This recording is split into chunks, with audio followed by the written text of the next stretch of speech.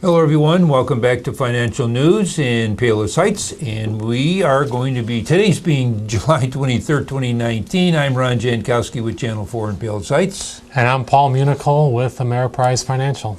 Okay, Paul, do you have a summary that you want to discuss first before I give the latest as of this morning? Yes, I want to give the viewers today an update on government debt and deficits, and then you can give them the market updates. Good deal. So the window for Congress and the president to come to an agreement on lifting the government debt ceiling and finalize a 2020 budget, it's closing fast, given Congress's pending summer recess.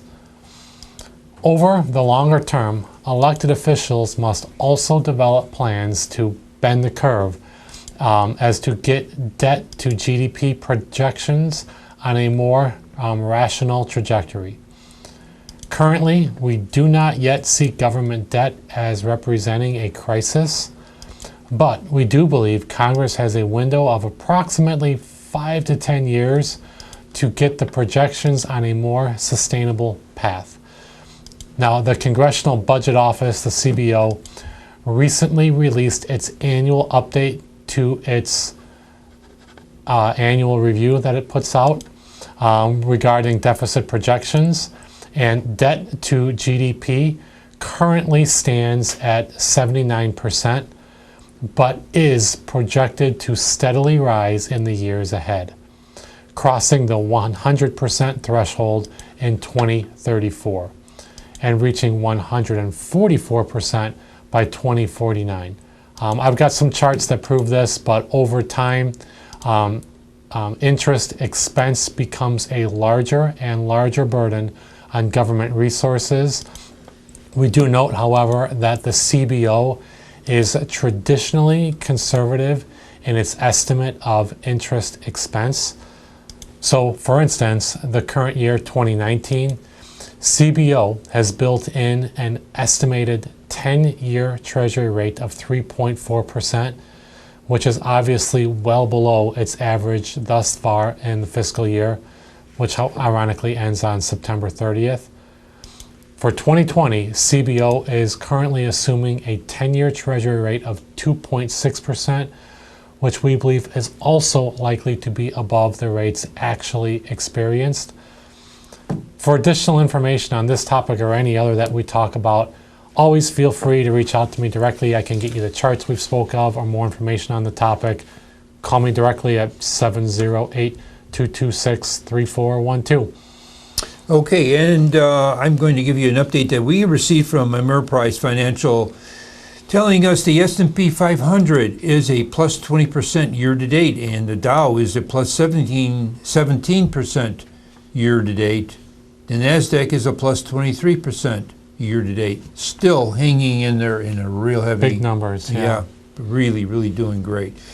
The things that we want to talk about is oil, and the WTI crude is also a plus 23%, but it's climbing almost to a 1%, and that 23% is also year-to-date. And Brent is also showing up at a 17.5% year-to-date, and it's already climbing a little over 1%. So oil is on its increase. I understand security is becoming an issue with all the ships and the confrontations that they've all experienced between the countries. So I can understand this is going to happen, hopefully not for very much longer. We'll see. Yeah, transportation costs is a big deal when it comes to oil, and we'll see how it plays out. Right. Okay, well, we're going to be switching to Your Money, a show that Paul will be talking about a particular topic that might be of interest for you and your portfolio profile. Stay with us, and we'll be right back.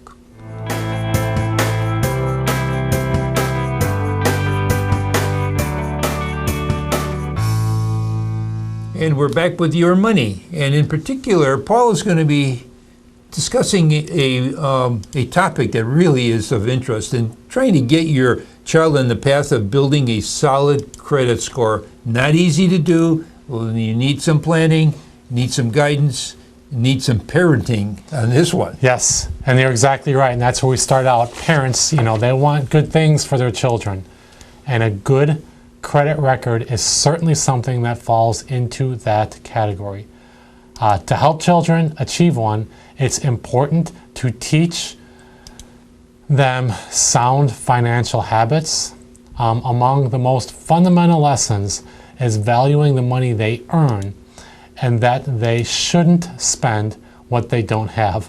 Now, this is the philosophy behind building a strong credit record over time that will help children take responsibility for their own financial lives. Access to credit plays an important role in achieving financial goals and building your wealth score as well. A good credit score can help make this happen. Today, we're going to go over 3 ways, and I've provided some information around that can help your teens and young adult children build a good credit record. And number 1, it is authorizing your child to actually use your credit card and authorizing their signature. Yeah, now this could be a scary one for some parents, so to proceed with caution, but this can be done prior to the time your children can obtain their own credit card, giving them the ability to use the card for their own purchases. Now, you're still going to be responsible for paying off the credit card bills, but your child's credit score may benefit from being associated with your strong credit record. It can also serve as an initial test of how your child handles credit. Also, set expectations that they are responsible for repaying you for any charges that they do accumulate. The next one, number 2, is really having them build their own credit when it's at all possible. Yeah, it's not as easy to do. So, the time's going to come for when your children will qualify for a credit card. Now, again, it's important to stress the importance of paying bills on time each month. Ideally, they will pay off the entire balance monthly to avoid high interest expenses. They also need to make timely payments on any other debt such as student loans, store credit cards, and even on expenses like utility payments. Now, a quick note, debit card use does not contribute to building a credit score. And number 3 is encouraging them to exercise caution in how credit is actually used. It's a great tip. Achieving a good credit score, it's a bit of a balancing act for younger people. They need to obtain and use credit in order to accumulate a history that will be reflected in their score. Yet, they want to avoid overdoing it. So make sure your child knows not to take risks by using credit to pay large expenses that could require a long payoff period, or taking on more than 1 or 2 credit cards at a time. Managing credit is a new experience for most people just entering adulthood.